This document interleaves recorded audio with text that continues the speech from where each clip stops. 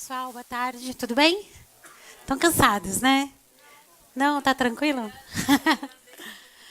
Olha, ela disse que estava me esperando desde as 8 da manhã, gente. Fico muito feliz por isso, pelo convite, pela oportunidade de estar aqui e sabendo que existe um grupo de farmácias que realmente de pessoas que têm uma consciência e se preocupam com questões regulatórias. Eu estava o dia inteiro escutando palestras motivacionais ou super para cima, né, de pessoas que estão estimulando a gente a como chegar nesse cliente, a como fazer esse funil, a como converter em vendas. E, de fato, aquilo que eu cuido na área de regulação e vigilância sanitária, que exige aí um planejamento regulatório também, assim como você faz um planejamento de posts e ads e tudo mais.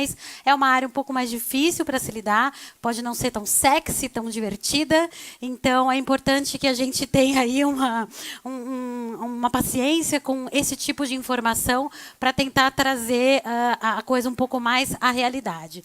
De fato, né, no mundo jurídico, no mundo de vigilância sanitária, nem tudo são flores, coisas acontecem, não é mesmo? Fiscais aparecem, né? Fiscais autuam, e a gente está aqui hoje para explicar para vocês qual é a polêmica, enfim, a questão jurídica em torno da venda remota, da farmácia magistral estar operando e trazendo vendas através da internet, como isso funciona e como isso se dá hoje na legislação atual, tá bem?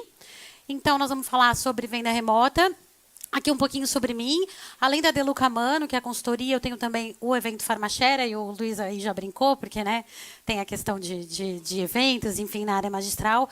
Então, já tenho muitos anos que eu dou palestras também na área de vigilância sanitária, e é uma área que eu percebi que tem muita carência de informação, não é, gente? Você fica sabendo de vigilância muitas vezes quando vem o fiscal e traz para você uma interpretação X de um regulamento, e a gente não tem aí né, uma disciplina muito forte dentro das universidades, enfim, muito menos cursos. Então, eu acabei também indo para essa área de treinamentos na área de vigilância sanitária e regulação, tá bem? Então, podem me chamar. Muito bem. Quando a gente fala em venda remota, são duas modalidades que a gente está tratando. A primeira seria o envio da prescrição pelo meio remoto. E a segunda, o e-commerce propriamente dito, que é onde existe uma restrição na legislação sanitária. Como a gente sabe, né, já existe, é uma realidade, o e-commerce ou a captação de prescrição por meio remoto é uma realidade no meio de farmácias magistrais. Alguém tem dúvida de que isso vai sumir? Não vai mais ter? Não vai poder?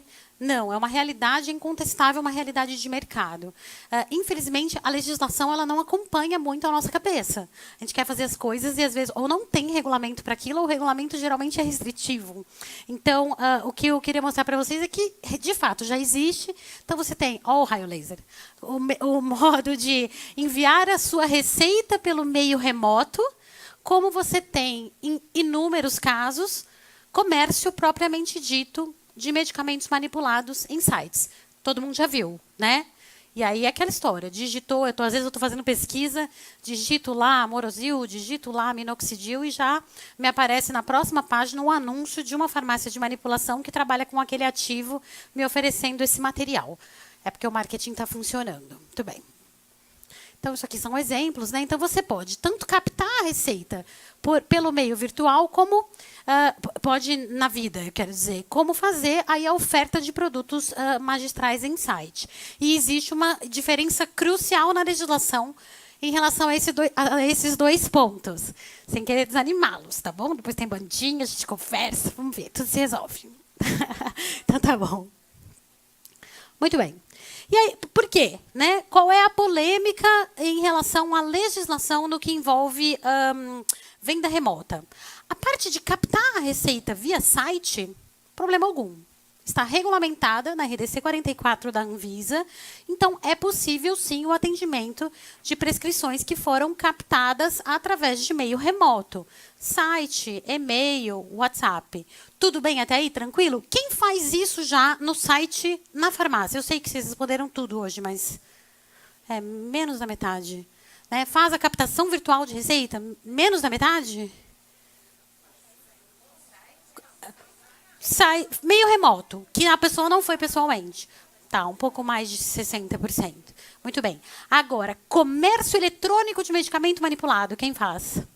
Não precisa ficar com medo. Só um ali, mais 2. Muito bem. 3. Sim. Vamos entender, né? Quem tem dúvida sobre como funciona isso na legislação? Mentira, eu sei. Muito bem. O que acontece? Os regulamentos da Anvisa, eles fazem uma distinção entre produto industrializado e manipulado. Quando saiu a RDC 67, de 2007, ela foi voltada para o quê? Boas práticas de manipulação magistrais. E não havia, ou havia uma coletânea de pequenas outras legislações que tratavam sobre o varejo farmacêutico, ou seja, drogarias, né? Toda farmácia, antes de ser uma farmácia, pelo KNAI mesmo, você vê que ela é uma drogaria com manipulação. Não é assim que a gente vê? Então, esse é o conceito legal de farmácia. É farmácia com e farmácia sem manipulação. É dessa forma que a gente conhece o setor. Aí veio a RDC 44, de 99, que é um diploma legal muito importante aqui na nossa tese do e-commerce magistral. Essa legislação ela é voltada para farmácias e drogarias. E ela fala de atendimento remoto, ela fala de site, de comércio eletrônico, mas quando a gente vai tentar aplicar os dispositivos da 44 para a farmácia de manipulação, a gente esbarra num problema, que é a RDC 67. Quem sabe qual é o problema? Aqui, a cola.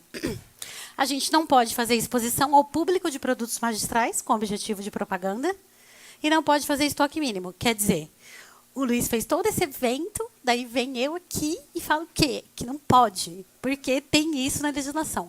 Acontece que, e isso já não é de hoje, a gente estuda teses para poder ajudar as farmácias magistrais nos objetivos delas, enfim, na vida. E é sempre importante a gente questionar o porquê das legislações tratarem as coisas dessa forma. Temos que lembrar que a RDC 67 ela é de 2007 e a 44 é de 2009. Quando saiu o diploma de boas práticas de manipulação magistral, ainda não existia esse movimento de comércio eletrônico que existe hoje. Havia só uma consulta pública da Anvisa porque a única drogaria que fazia entrega de pedido em casa era a Onofre. Não sei se vocês lembram, vocês estão me achando velha, mas, tipo, é isso. Só tinha a Onofre em casa, gente. Era a única que tinha. Chamava Farmácia em Casa o site, não era? E a Anvisa fez uma consulta pública para regulamentar, enfim, o comércio eletrônico, né, de medicamentos. E isso ficou parado um tempão. E aí saiu na 44 de 2009 essa possibilidade de atendimento, mas a 67, que é a nossa de manipulação, está lá ainda em 2007, a pobrezinha. Vamos ver como funciona isso. Só para vocês entenderem, existe no nosso sistema jurídico, pode não parecer, mas nós temos um país democrático, um Estado democrático de direito, com uma Constituição Federal posta. Então, nós temos aqui um sistema jurídico no Brasil. Às vezes, não parece mesmo, né, gente? Porque é tanta gente que devia estar presa, que está solta, enfim. E lá em cima, no topo desse sistema, está a Constituição Federal, que é a norma que rege todo o restante do sistema jurídico brasileiro. Então, pensando numa hierarquia, né? Na casa de vocês tem mamãe, papai e filhinho obedece, não é isso? Mais ou menos, né? A gente vai ver a inversão.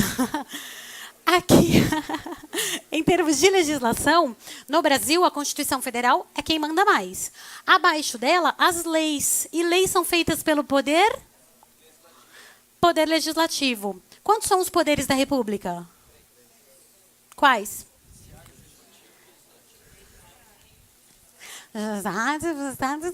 Isso mesmo. Executivo, legislativo e judiciário. Então, lei é aquela que sai realmente do poder legislativo, né? Aí, o poder executivo, que é composto pelo presidente da República, governadores, órgãos de Estado, a Vigilância Sanitária, Ministério da Agricultura, Anvisa, tudo isso é poder executivo. Eles têm possibilidade de editar algumas normas, mas elas têm que cumprir as leis e as leis têm que cumprir a Constituição. Tudo bem até aí? Tem que existir essa hierarquia. Só que isso aqui são exemplos de legislações que são leis propriamente ditas, tá vendo? A lei que criou a Anvisa, por exemplo, é uma lei. A lei de propaganda é uma lei federal propriamente dita. E a RDC está aqui, né, gente? Lá na base da pirâmide. Então, ela deve respeitar o decreto e a lei, que deve respeitar a Constituição. Porém, o que acaba acontecendo na vida? Igual acontece na sua casa, que seu filho que manda mais que você. Como é muito difícil governar um país complexo e grande como o Brasil, você precisa dar às autoridades sanitárias, às Anvisas, aos Ministérios da Agricultura, um certo poder para tratar das situações. Com qual frequência surgem novos ativos no mercado magistral? Que a gente também não sabe, às vezes, o que é, de onde veio, qual é a classificação daquilo, não é? Imagina se toda vez precisasse sair uma lei passada pelo Poder Legislativo para a gente regulamentar isso daí. Então, o que acaba acontecendo? Uma inversão dessa lógica jurídica. E aí a RDC, a portaria, acaba valendo mais do que a lei. Não é assim que a gente vê nas inspeções? Quantas vezes o fiscal chega e fala, mas é a legislação? E você fala, qual? Ele fala, não sei. Está na legislação. Né? Quem falou de anfepramona? Eu quero. Cadê? Tem? A anfepramona é um caso clássico. Você tem uma lei federal que permite trabalhar com emagrecedores, porém a Anvisa e as vigilâncias sanitárias vêm usando RDCs para barrar esse comércio de emagrecedores no Brasil. Uma história para outro dia, que é uma história longa, vou falar disso também no nosso evento, vai ter um super curso de riscos e questões da vigilância sanitária. Então, só para vocês entenderem, na nossa Constituição está dito que ninguém é obrigado a fazer nem deixar de fazer nada, senão em virtude de lei. E não de RDC. Então, é aqui que os advogados, essa raça, né, pega as teses para a gente poder levar para o judiciário questões que a gente entende que não estão de acordo nos regulamentos sanitários. Quando você entra lá no McDonald's ou na própria Buenos Aires que diz que não aceita cheque, e vê lá, conforme Constituição Federal, artigo 5º, inciso 2º. É isso daqui. Porque eu não sou obrigada. É por isso que eu não aceito cheque. É isso mesmo. Porque eu não sou obrigada. Porque ninguém, é exatamente esse artigo aqui. Porque eu não sou obrigada a aceitar um cheque que vai me dar um risco. Enfim, não tem uma lei que me obrigue a aceitar. Ok? Tudo bem até aqui? Ai, meu Deus, que mulher doida. Aqui os 3 poderes da República. Muito bem. Olha só, gente, como é. Para o poder público, eles só podem fazer o que a lei permite. E nós que somos pessoas físicas e jurídicas particulares, que não somos membros do governo, nós podemos fazer tudo que a lei não proíbe. Meu Deus, o que essa mulher tomou que eu quero 2? Como assim? Porque parece que a gente não pode fazer nada, não é? É assim que a gente se sente nas farmácias? Vou para cá, não posso. Vou contratar MEI, não pode, porque tem risco da trabalhista. Vou fazer estoque mínimo, não posso. Vou fazer propaganda, não posso. Você não sente preso, restrito? É um setor altamente regulamentado. Né? Mas, pela nossa Constituição Federal, o sistema deveria ser esse. Deveria haver uma lei proibindo. Então, tudo a gente tem que buscar o fundamento de validade na lei. Vou mostrar. E aí tem o princípio da igualdade também. Numa outra ocasião, eu fui num congresso de empreendedorismo trazer essa tese do e-commerce e algumas pessoas confundiram que eu estava comparando produto industrializado a produto manipulado. Vamos lá. Produto manipulado é igual ao industrializado? Não. Em que medida ele é diferente? Ele é personalizado, que mais? Personalizado não, mas né, que a gente fica fazendo tudo igual, né, também. Tem as combinações, tem essa coisa da personalização, mas e o processo de... A escala, é o primeiro ponto, e o processo de obtenção, né? Um é pouquinho, o outro é grandão. Enfim, um é num laboratório pequenininho, outro é grandão. Tirando isso, o medicamento final obtido, o produto industrializado, a gente entende que ele é bom, apto para o consumo, seguro e eficaz, correto? Produto manipulado é bom, apto para o consumo, seguro e eficaz, correto? Porque a gente já viu que qualidade... Né? Não é diferencial, é obrigação nossa. Muito bem. Então, por que as regras no momento do comércio elas são diferentes? Eu tenho um processo de obtenção de um produto diferente. Então, eu tenho que ter regras de boas práticas para a indústria farmacêutica que cubram o risco da escala com as quais eles trabalham. Enquanto na farmácia eu preciso ter regras adequadas ao tipo de escala e o tipo de variedade que eu faço dentro de uma farmácia de manipulação. Por isso que eu tenho uma norma de boas práticas para a indústria e a nossa RDC 67 para a farmácia, correto? Então, o que diz a Constituição? A lei ela precisa tratar situações iguais de forma igual, situações diversas de forma diversa, na medida da sua diversidade. Por que o medicamento pronto, industrializado, pode ser vendido na internet e o medicamento pronto, manipulado, não pode ser vendido na internet? Por quê? Se eu tenho uma única RDC 44 que regula o comércio farmacêutico, serve para farmácias e drogarias, e eu tenho um regulamento sanitário que vai e diferencia. Fala que farmácia de manipulação não pode fazer nem estoque mínimo, nem exposição de produtos magistrais com objetivo de propaganda. Ora, como eu vou fazer o e-commerce se eu não posso nem fazer estoque? Tudo bem, você até pode produzir sob demanda. Até aí a gente está acostumado com isso, né? No setor de farmácia, fazer as coisas conforme entram os pedidos. E tem muita gente que me pede liminar, mas não quer fazer estoque, por exemplo, que quer fazer sob demanda.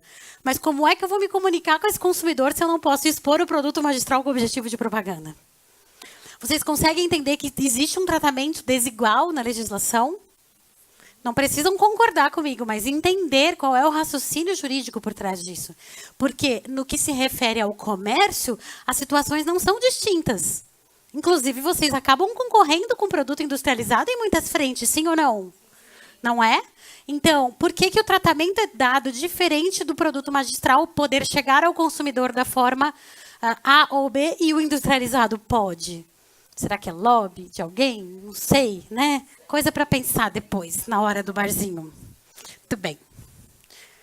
Aqui, né, um exemplo interessante, que igualdade é diferente de equidade. Né? Não adianta eu dar um caixotinho igual aqui para o pequenininho subir, porque ele não vai enxergar o jogo. Quem levantou a mãozinha? Pode falar. Posso dar uma voltinha? Eu vou embora. Bom, eu tenho um slide sobre isso, há vários slides. Realmente, no judiciário, a gente tem um judiciário imenso, espalhado nesse Brasil todo e completamente não uniforme. Por exemplo, eu considero o judiciário de São Paulo extremamente retrógrado. O mais difícil é conseguir as teses passarem aqui. Em compensação, Paraná, delícia de viver. Rio Grande do Sul também. Os juízes têm uma outra cabeça, entende? Porque quando a gente entra com um processo judicial para questionar um negócio que tá errado, que a gente entende que está errado, a gente vai cair primeiro no juiz de primeira instância. Vou dar o exemplo aqui do noticiário. Moro, sozinho. Aí ele vai analisar, ele vai te dar ou não essa liminar.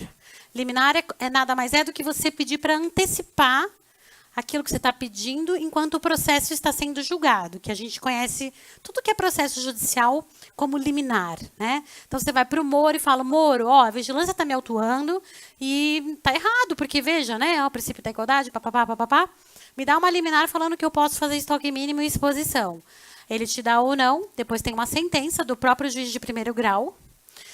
Dessa liminar e da sentença cabem recursos para o Tribunal Superior, que aí já são aqueles 3 juízes, sabe? O TRF. É assim, gente, é o judiciário.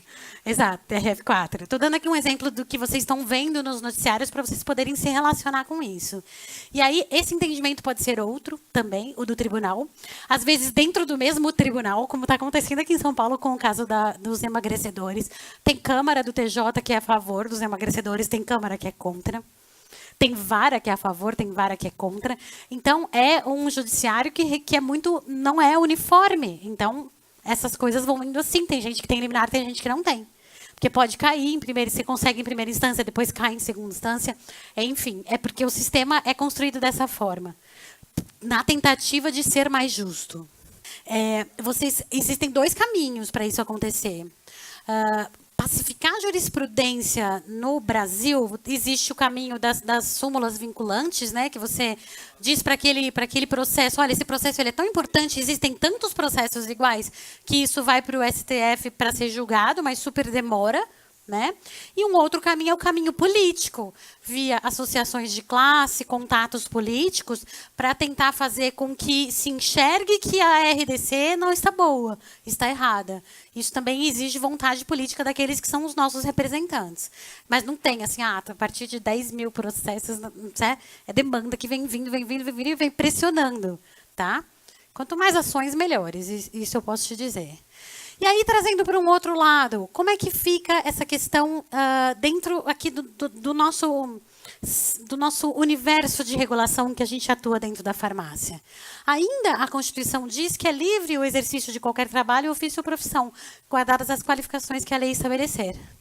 E aí a Lei 3.820, que é uma lei federal, criou o Conselho de Farmácia. Olha que loucura, gente. Essa mulher é muito doida. E disse que o Conselho pode regulamentar a profissão do farmacêutico. E aí, o que o Conselho fez? Outra vez, muito louco, ele criou uma regulamentação que fala sobre a prescrição farmacêutica. Que era uma coisa que há alguns anos atrás, vocês arrepiavam os cabelos de falar de prescrição, né? Vocês queriam sair correndo. Isso não existe. Tem gente que até hoje é contra. Por isso que a gente fala, tudo é muito dinâmico, né? Que nem o menino falou aqui, que vai mudando as ferramentas, vai mudando onde estão os anúncios no Facebook. É isso, o mundo é muito dinâmico. Há 5 anos atrás, todo mundo achava a prescrição uma coisa muito louca. Hoje você já tem até KNAI para consultório farmacêutico. Existem farmacêuticos atendendo e, pasmem, cobrando suas consultas. Como assim, Brasil? Sim, cobramos, né? Porque as pessoas estudaram para fazer aquilo, não é mesmo? Enfim, o Conselho, ao regulamentar a prescrição farmacêutica, olha o que ele falou. Começou aqui, ó, já em 2007, que eu chamo a resolução dos superpoderes, falando que compete ao farmacêutico da manipulação, manipular, dispensar, comercializar, isentos de prescrição, cosméticos, independente da apresentação da prescrição. Foi o primeiro paranauê disso daí. O que aconteceu foi essa resolução. Depois, em 2013, o Conselho Federal realmente regulamentou a prescrição farmacêutica de forma mais estruturada, pedindo, né, uma avaliação desse paciente também, enfim, algo que acontece no âmbito de uma consulta, ok? Mas existe a tal da prescrição. E para quais? Para aqueles cuja dispensação não exige a prescrição médica. Nós vamos voltar nesse assunto, porque acho que, para mim, esse é o principal gargalo do e-commerce, é que o povo coloca item que não é de... Não só isso, deixa eu só tentar achar o da Anvisa. Só para vocês não acharem que o Conselho está falando sozinho, a própria Anvisa reconhece a prescrição farmacêutica. Teve um dia que eu fui fazer uma reunião com a mulher da Anvisa Federal e ela falou, não, primeiro que tudo que faz na manipulação é medicamento. Segundo, que imagina, tudo que faz na manipulação precisa de receita médica. Eu falei, não, ela falou sim, eu falei, não, ela falou sim, eu falei, abre a RDC, gente, na Anvisa, lá dentro, em Brasília, entende? Imagina nas vigilâncias locais, onde vocês têm que lidar no dia a dia com o fiscal de ponta, né? O fiscal do interior, o fiscal que está ali, que não tem nem sequer muito acesso à informação. Às vezes não sabe nem o que pedir quando vai na inspeção na tua farmácia. Então, paciência, gafanhoto, entendeu? Às vezes você tem que ensinar para ele, às vezes você tem que mostrar, né? Às vezes você tem que entrar no embate, porque assim é a vida, tá bom? Não é para ficar chorando. Qualquer coisa liga para a tia Clau. Então tá. Então só para vocês verem que sou eu, a tia Clau, tá? Antes era de uma forma e agora ficou de outra. Olha aqui, ó, prescrição ou indicação quando realizada pelo farmacêutico responsável. Então a Anvisa reconhece a prescrição farmacêutica.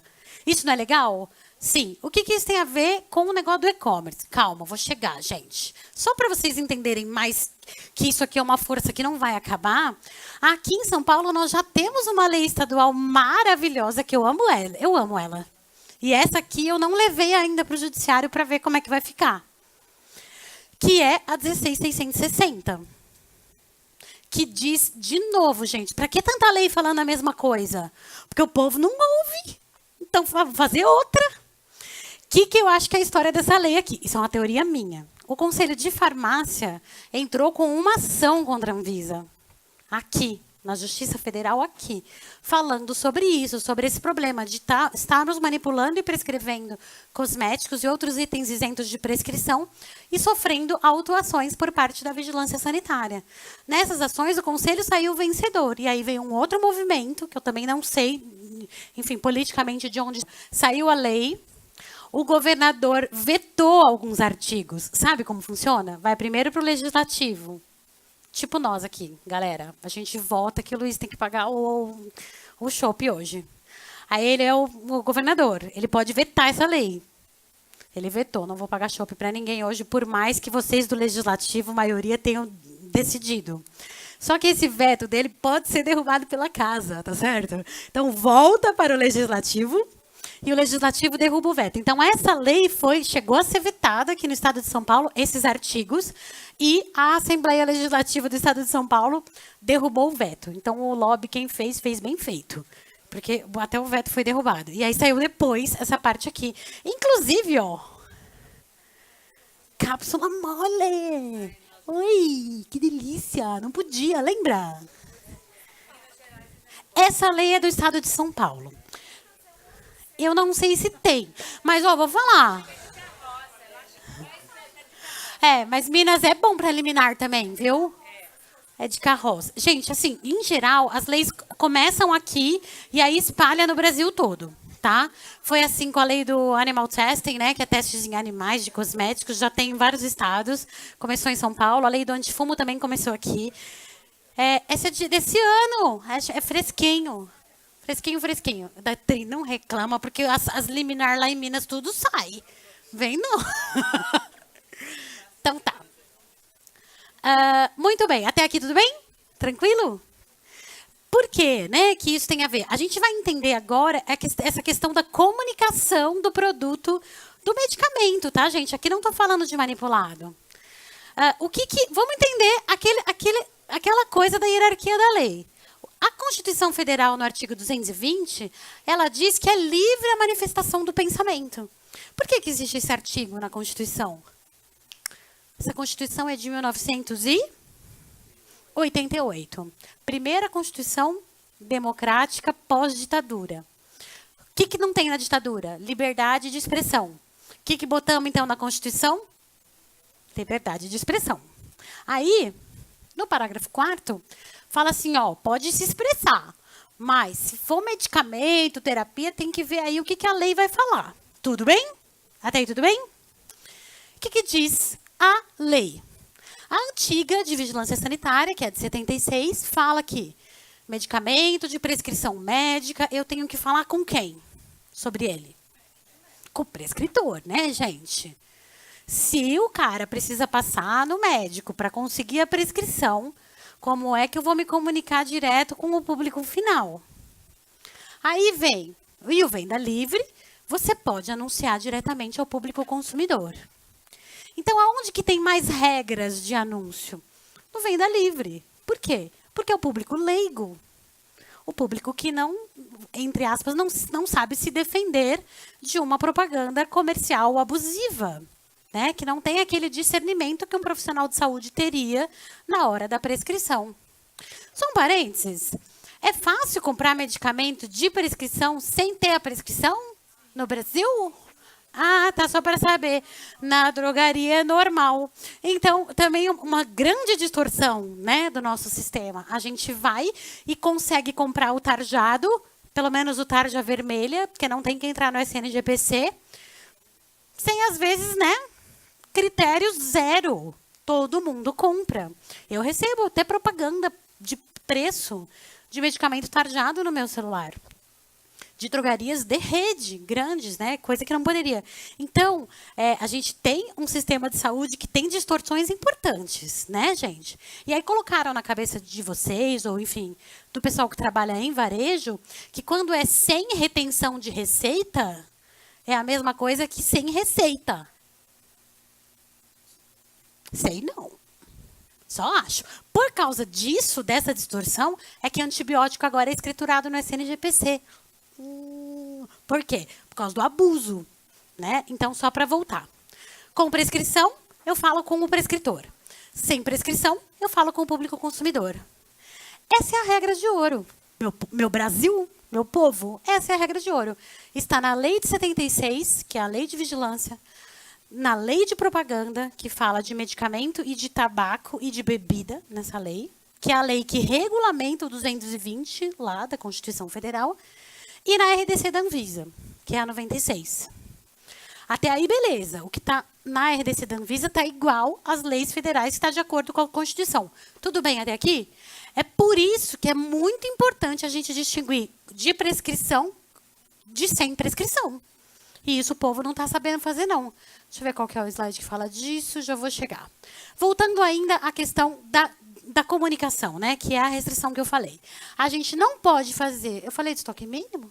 Por que sumiu? Tá bom, depois a gente vê. A gente não pode expor produto manipulado com objetivo de propaganda por causa da RDC 67. Já falamos, é isso que a gente tenta derrubar nas liminares, tá? Mas vocês lembram que teve, na 44, uma história de passar os MIPs para dentro do balcão? Quem lembra disso? Por quê? Ai, não, automedicação, não sei o quê. O povo está se acabando de tomar Advil, paracetamol, então não pode, né? Passou, não sei, 2 anos, a Anvisa revogou a proibição. Os MIPs voltaram a ficar no autosserviço. Quer dizer, mais um tratamento, né? O medicamento industrializado, eu chego, eu pego, eu tomo, eu não preciso falar com ninguém. Agora, o manipulado, não, né? Mas, gente, manipulado não pode. Manipulado, toda a legislação protege o industrializado em detrimento do manipulado. Vocês estão comigo nisso? Tá na cara, né? O que eu tô falando. Muito bem. Voltando, aquela RDC de divulgação de medicamentos, ela só tem 2 artigos ridículos voltados para a farmácia. E sabe o que diz? Que a farmácia de manipulação não pode fazer nada, só pode colocar DCB, DCI, nome comercial, não pode, preço não pode, designação, símbolo, figura, imagem, desenho, slogan, nada pode. Nem marca poderia. Então, tá justo isso daqui? Não tá. Né? Essa RDC, graças a Deus, ela caiu em descrédito. A pobrezinha não precisa nem entrar na justiça, porque a Febrafarma já entrou, já conseguiu derrubar ela, que é a federação, mas só vale para os associados. E várias outras entidades entraram e a RDC 96 ficou muito desacreditada, ela é pouco utilizada, mas ela está em vigor. E existiu toda uma divisão de regulação de propaganda dentro da Anvisa e hoje não existe mais. Ela está dentro da Gerência Geral de Inspeção. Mas só para vocês entenderem o lado político da coisa. Tudo bem até aqui? Ai, meu Deus, está acabando comigo, doutora. Então, resumo. Não pode fazer estoque mínimo, né, que é um problema, e não pode fazer a exposição de produtos manipulados com objetivo de propaganda. Mas eu quero fazer e-commerce, tá bom. Então, você vai fazer do industrializado. Eu quero fazer e-commerce sem risco. Risco zero. Risco zero não tem, né, gente? Chegou aqui, já está correndo risco de ser atropelado, de ser assaltado, né, de encontrar uma louca no meio da história. Enfim, não existe. Mas, se você não quiser correr risco zero nunca na vida, você vai fazer com o produto industrializado. Então, ou você vai entrar com uma ação judicial para derrubar a proibição de estoque mínimo e a proibição de exposição de produto manipulado, ou você vai checar com a fiscalização. Já teve caso que eu fui até o fiscal e ele falou, isso aí pode fazer. Eu estava entrando com uma consulta para depois ela me dar uma resposta negativa e eu entrar com a ação judicial, entendeu? Daí a fiscal falou, não, tá bom, pode fazer. Então tá, não precisei fazer o processo. Ou você fica aberto, exposto ao risco. Tá claro isso? Puxa vida, doutora Cláudia. Ainda bem que tem gente que foi embora, que a pessoa foi embora na ignorância, gente. É melhor, tem coisa que é melhor nem saber. Não é não? Muito bem. Então, tudo bem? Tá dando para entender, né? Porque essa tese é meio chatinha, enfim. Tá. E aí, né? Como foi a pergunta do colega, como é que tá isso no judiciário? Então, eu separei aqui algumas decisões, temos só 10 minutos. Para resumir o resumidão, às vezes a gente ganha, às vezes a gente perde. Às vezes o vizinho tem a liminar e eu não tenho. Às vezes o vizinho tem a liminar em março de 2018, chegou em setembro, entraram com recurso, porque a vigilância também tem advogado, né, gente? Eles também recorrem e aí a liminar cai. E aí você fica novamente exposto a uma autuação. O que eu tenho percebido do mercado magistral, o povo está fazendo, dane-se, estão correndo risco loucão, tá? E aí, toda semana, chega lá no escritório, auto de infração, adoro, serviço, né? É o tal do auto de infração, que é quando a vigilância está apurando que você infringiu alguma legislação. O que acontece quando você é autuado fazendo, por exemplo, estoque mínimo? Eles apreendem aquele estoque. Tá certo? Em geral é isso, não chega a dar uma interdição, um fechamento total. Ó, esse daqui também é São Paulo, tá vendo? Também é uma liminar positiva. Tem algumas farmácias que estão optando por entrar assim, fitoterápico e cosmético, porque daí não chama tanta atenção, o juiz acaba não enxergando tanto o risco. Gente, logo fitoterápico, né? Se plantinha fosse todas, né, de boa, né? Maconha não era proibido. Fala, amor. Ah, arrasou. Arrasou. Deu super. E concedeu?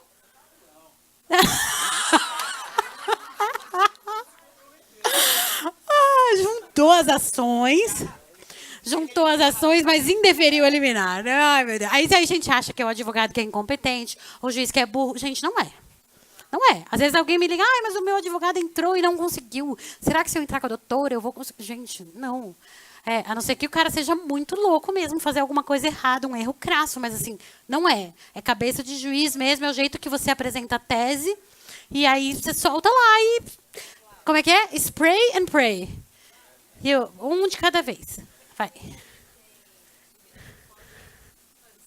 Exato. Se você tem a liminar, o que ela vai.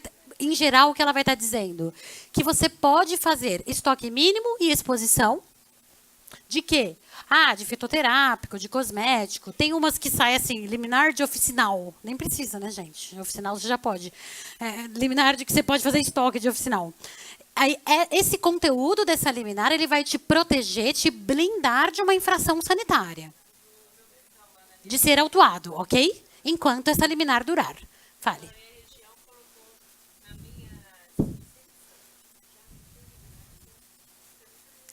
Da onde ela é pra gente mudar todo mundo pra lá?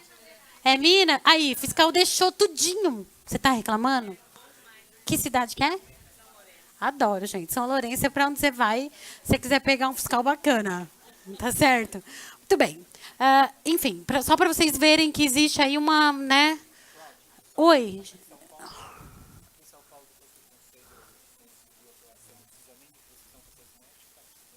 Então, veja, o que o conselho entrou e saiu a tal da lei 16.660. Ele quis entender isso daí. Que o farmacêutico pode indicar e prescrever produtos isentos de prescrição médica. O que é a liminar? É uma outra coisa, porque aqui a gente está falando de estoque mínimo e exposição. Você entende a diferença entre você prescrever algo e você expor algo no seu site e vender diretamente ao consumidor final e ter estoque? Existe uma diferença, mas uma tese reforça a outra. Por quê? Se eu não preciso da prescrição médica para poder fornecer esse produto, ele está corretamente formulado, eu tenho uma legislação que diz que eu posso fornecer, por que eu não posso fazer estoque e expor isso? Entende? Então, a lei reforça a tese, mas ela não substitui, né, as RDCs e as liminares que tiram essa RDC de vigor. É isso mesmo. Não precisar nem da prescrição farmacêutica, vocês estão de acordo com isso? Eu entendo que não, mas tudo bem. Eu entendo que para eu ter a prescrição farmacêutica certinha, eu teria que fazer todo esse fluxo de prescrição farmacêutica, entendeu? Mas, enfim, tem muita ainda, né? Interpretação acontecendo, a vida real acontecendo, enquanto a gente está estudando o direito. Certo.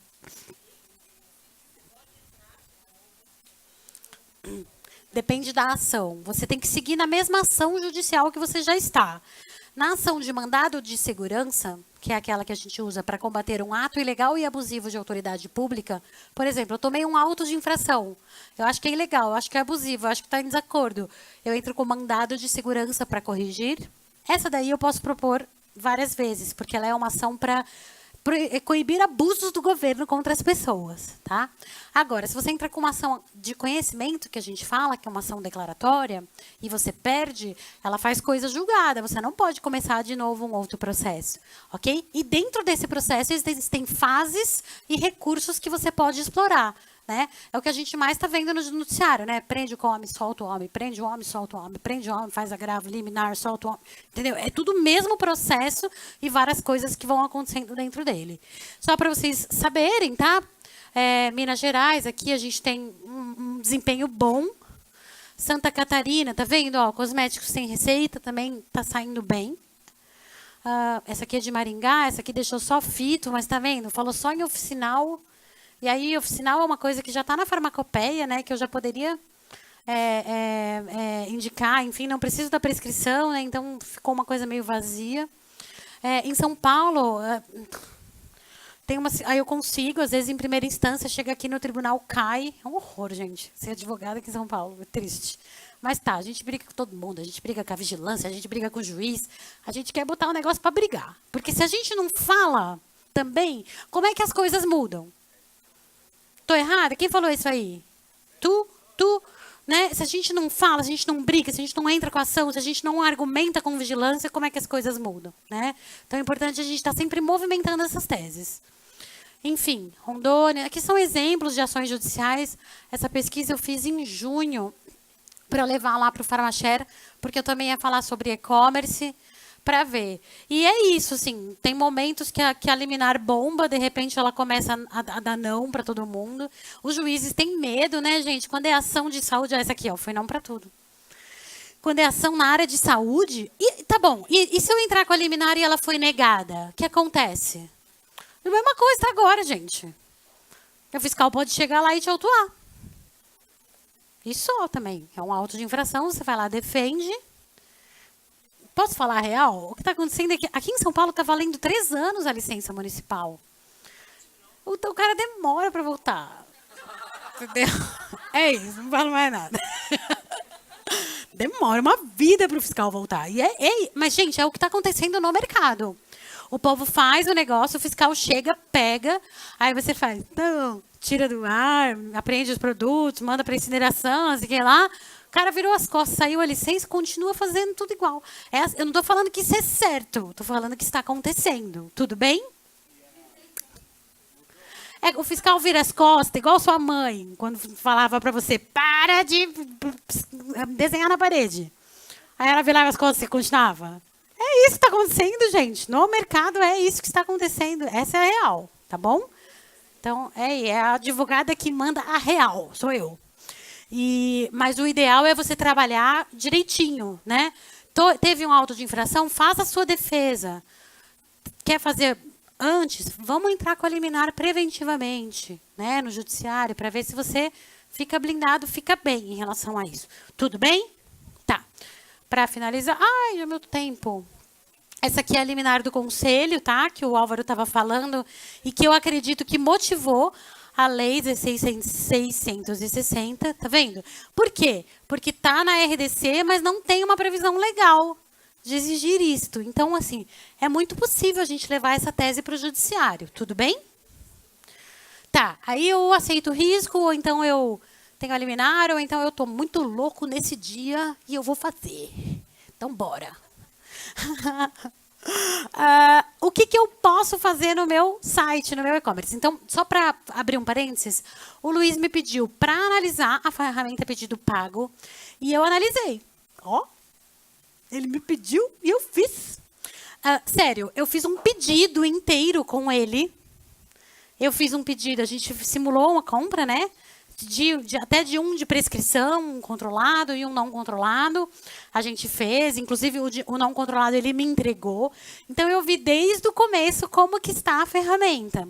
E passei para ele aquilo que eu acho que precisa melhorar. Porque existe sim um parâmetro na RDC 44 sobre como fazer comércio eletrônico. Afinal, o de industrializados é permitido. Então também a gente tem um guia sobre como fazer, tá? E aí, então, o mais importante, produto de venda livre, que é a mesma coisa que produto sujeito à prescrição farmacêutica. Ok? Ah, mas eu quero colocar 344. Beleza, você quer ir preso? Por quê? 344 é droga, droga é entorpecente, entorpecente é lei de entorpecente, você vai preso, não tem fiança. Melhor pra mim, que você vai me ligar. Tá. Muito bom. Então, nada de testosterona, nada de coisa, pelo amor de Deus. E tem muito item de prescrição sendo vendido, gente. Tem. Quer ver? Quem acha que minoxidil é sem prescrição, levanta a mão. Eu acho, mas quem sou eu, né? Eu sou advogada. Tá, só para ajudar. Quem acha que minoxidil é isento de prescrição? Por favor, tem aqui uns gato pingado. Quem acha que minoxidil precisa de prescrição? Muito bem. Fui pesquisar, porque é um item que toda hora cai auto de infração para mim com minoxidil.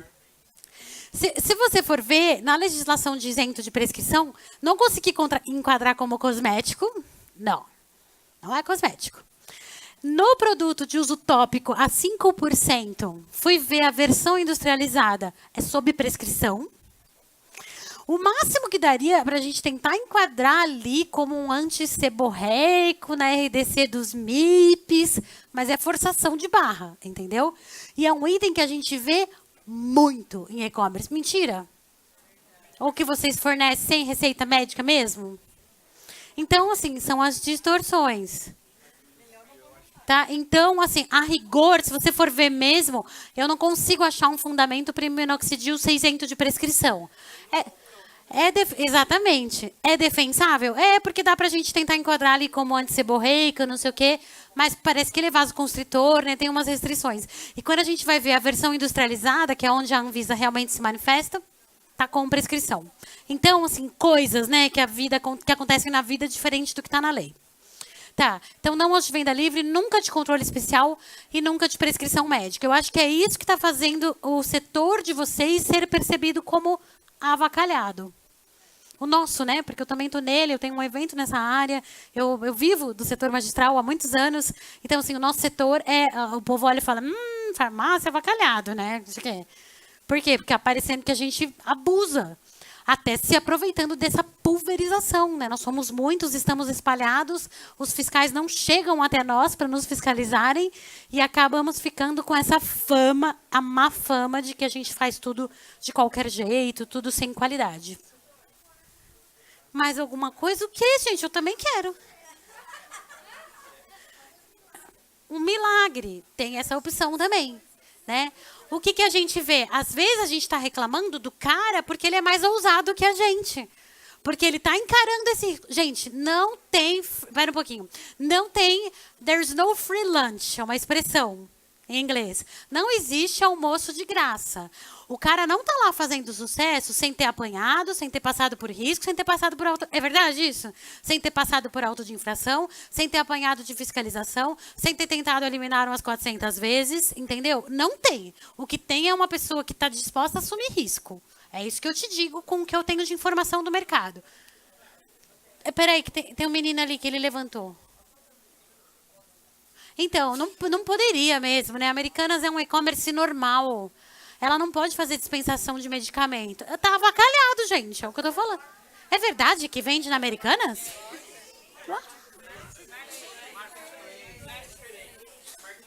Sim, a Americanas não vende o produto, né? Marketplace, a Americanas intermedia o contato do paciente com a farmácia, tá?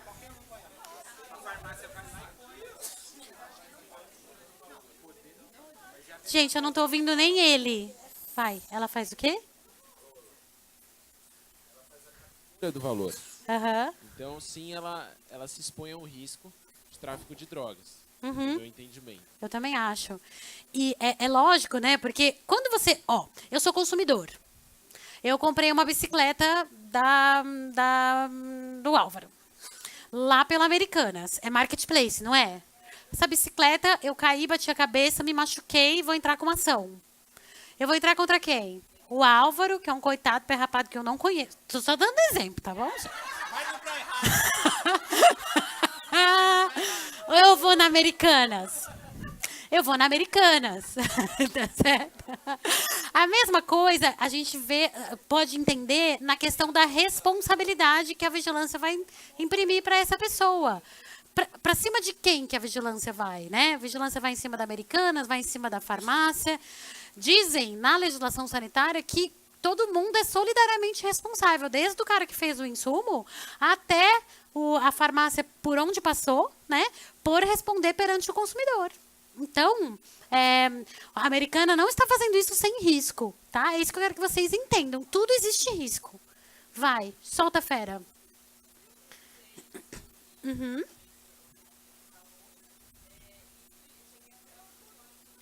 Vocês têm alguma... isso aqui é super importantão.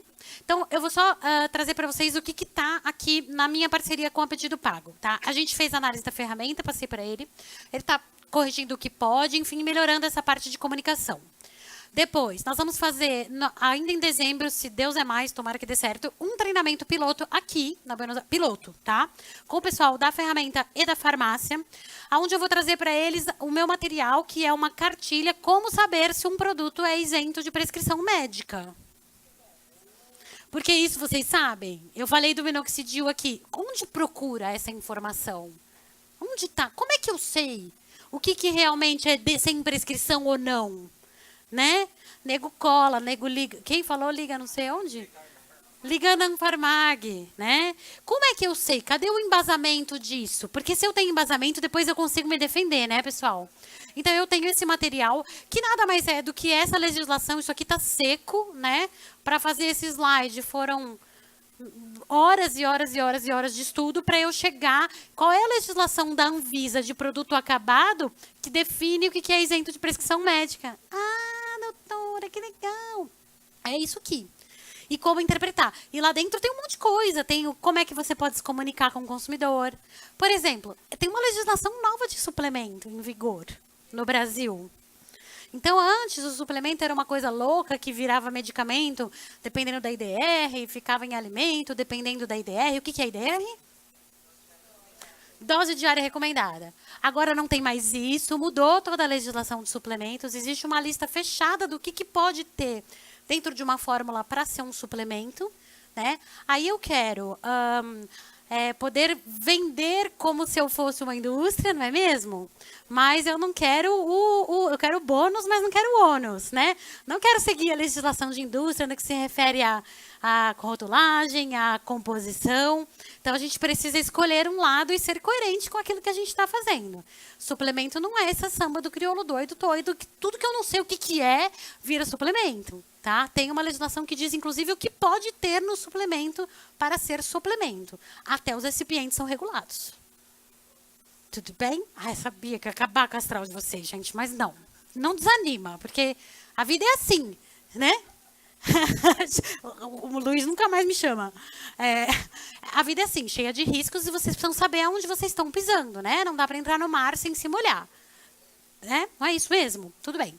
Então, isso aqui vai ser um segundo treinamento que a gente vai fazer em janeiro. Aí vocês conversam com o Luiz para ver, porque ele contratou uma segunda versão. Vou fazer o piloto aqui na Buenos e depois a gente vai fazer um segundo treinamento com clientes da ferramenta Pedido Pago, tá certo? Onde eu vou ensinar você a interpretar esse material da não prescrição e fazer esse enquadramento, porque eu sozinha como advogada não alcanço, não consigo. Então, eu preciso da equipe de farmácia para poder fechar um enquadramento sanitário. Para mim, esse é o grande X da questão do e-commerce, é o enquadramento sanitário do que pode e o que não pode fazer sem a prescrição. Tá claro? Ah lá, hein? A gente fez um super checklist também, né, Luiz? Para vocês verem se o site de vocês está de acordo. Do que precisa ter, do que tem que estar constando de informação na home, porque tem a regulamentação disso, eu vou passar para vocês, tá? Então, tem que ser drogaria aberta ao público, ou farmácia aberta ao público, tá? Tem que ter armazenagem própria. O que a Anvisa não quer? Que o e-commerce vire uma coisa louca que eu já não sei de quem eu cobro as coisas. Como?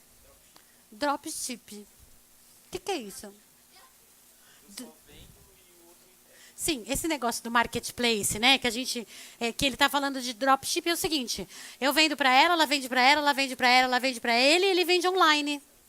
Aí dá problema, eu tenho que perguntar para ele que ele comprou dele, que comprou dela, que ele comprou dela, que comprou de mim, para chegar em mim. Então é isso que a vigilância não quer. Ela quer ter o responsável ali fácil, tá? Então ela quer que seja uma farmácia que realmente existe, que realmente funciona. E que tenha autorização e licenciamento. Eu tenho um alvará para e-commerce? Não. Mas aqui em São Paulo já tem no CMVS que fazer um X lá no entrega remota. Tá? Então já começa aí a vigilância a se organizar para ficar sabendo que você faz entrega remota. E na AF sua da Anvisa tem que botar o site lá. Eu falo isso desde, sei lá, Desde 2009, quando saiu esse treco aqui. E eu nunca tinha visto vigilância falando sobre isso em auto de infração. Esse ano aconteceu, há poucos meses atrás. A fiscal falou, mas você não informou o seu site na AF da Anvisa? Autuou, tá? Você tem que informar o site na AF da Anvisa. Não é uma autorização para e-commerce, porque tem o problema. Mas se você está fazendo, está bonitão, está com a liminar, não sei o quê, e o fiscal está procurando alguma coisa para te autuar, pode dizer que você não informou o site na AF, porque pede na RDC 44. Tá? Então, informem. Ou perguntem como faz. É simplão também, não é nada de outro mundo. Então, tem que ter um sítio eletrônico, eles têm que ser com BR, tá certo? Aqui, ó, deve ser informado na AF, o site. Nossa, tanta câmera subindo. Eu tô aqui, gente. Então tá. Ai, perdão. Depois eu vou deixar a apresentação também e X, tá? Para vocês terem. Que mais? Isso aqui, gente, isso aqui é o fácil da história. Que é o Ctrl+C, Ctrl+V que eu pego a RDC e informo para vocês. O difícil é essa parte teórica que eu trouxe para vocês, de entender onde está o problema. Na página principal, né, todos os dados de vocês. É importante ter as licenças lá, o nome CRF do responsável. E uma das coisas que mais chatinha é que eu tenho que ter um acesso direto ao farmacêutico. Tá? Eu, consumidor, né, no caso. Então, geralmente, eu tenho observado muitos sites. O povo coloca o nome lá e o CRF do farmacêutico, mas esquece que eu tenho que ter um farmacêutico responsável pelo atendimento. E o nome e o CRF dele, tá? Então, isso, até elogiei aqui uma farmácia que eu percebi que ela tem um formulário de contato, fale com o farmacêutico. Está aqui presente, porque a gente acaba esquecendo disso. Tudo bem? Então, precisa haver um jeito de falar com o farmacêutico. Isso é uma das coisas que tá sendo trabalhada também via ferramenta, tá? Essa parte aqui que eu considero bem crítica também, a parte de mensagens de alerta. Porque o que está acontecendo? São muitas ofertas nessa vida, né, gente? A gente vê testosterona light, sei lá o que o povo tá falando, like, né? Que perigo, né, gente? Imagina o fiscal vendo, você vendendo testosterona, ele olha, mas vai ver tríbulos, mas tá falando testosterona no nome. Então, assim, os apelos, o modo como você oferece o seu produto, essa parte a ferramenta não vai alcançar, gente. Como é que você comercializa esse produto? Como é que você faz essa oferta? Primeiro, tem que ser verdadeira. Você pode falar que emagrece? Ou é melhor você dizer coadjuvante de perda de peso, né? Porque o consumidor, ele cobra. Aqui no Brasil não tem muito isso, mas nos Estados Unidos, se você falar, se o cara escorregar e não tinha uma placa falando que o chão está molhado, é indenização na certa. Então, a gente tem que estar atento com isso. E o que eu percebo também em muitos sites, muita oferta de produto que a gente não sabe o que é, não sabe o ativo que tem lá dentro, fórmula de menopausa, fórmula do bem-estar, fórmula disso, fórmula daquilo. Às vezes, inventando nomes muito loucos para as coisas, sendo que tem um problema de restrição de marca em produto magistral. Né? Você tem toda uma regra de como comercializar um produto magistral, né, de forma comunicar isso de forma correta para o seu consumidor. E o que eu estou vendo é isso, é esse desvio. O povo sai aqui de um negócio que dava para fazer bonitinho e vai para o avacalhado. Tudo bem? Então, mensagens de alerta, eu recomendo, inclusive, específicas daquele produto que você está oferecendo. Tá bom, é Morosil, por exemplo? Não sei, tá? Não é recomendado para mulheres grávidas. X. Existem mensagens de alerta específicas de ativos, né? Não é só aquele, deixa eu copiar e colo que esse medicamento não sei o quê pode ser usado em caso de não sei o quê, né? Copie e colo e deixo igual para tudo e não faça um crivo de qual é o ativo que eu estou colocando e para quem que ele pode servir, né? Faz parte de também bem atender o seu consumidor. Se eu não sei o que é, eu não compro. Vocês compram?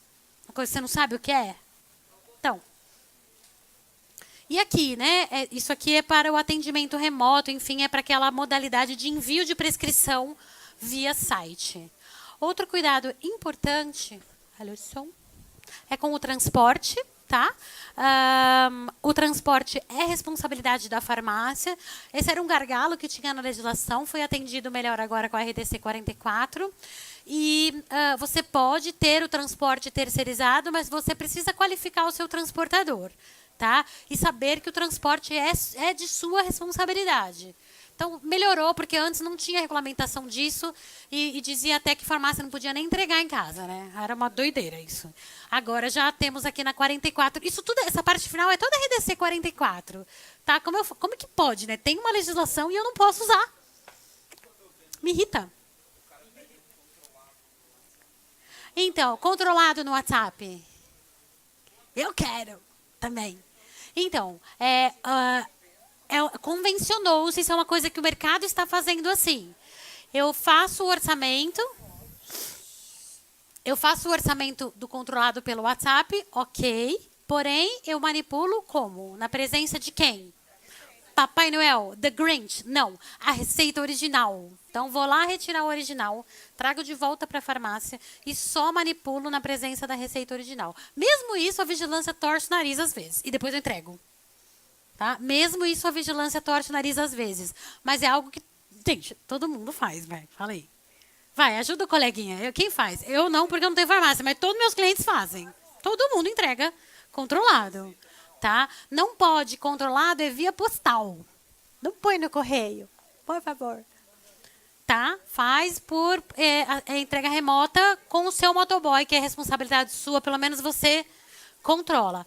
Ah, novidade que não está nos slides. Mudou, gente, a lei 5991. Olha que coisa boa. Receita de controlado agora é válida em todo território nacional. Agora não, daqui a 90 dias, né? Tem um prazo aí de vacância da lei.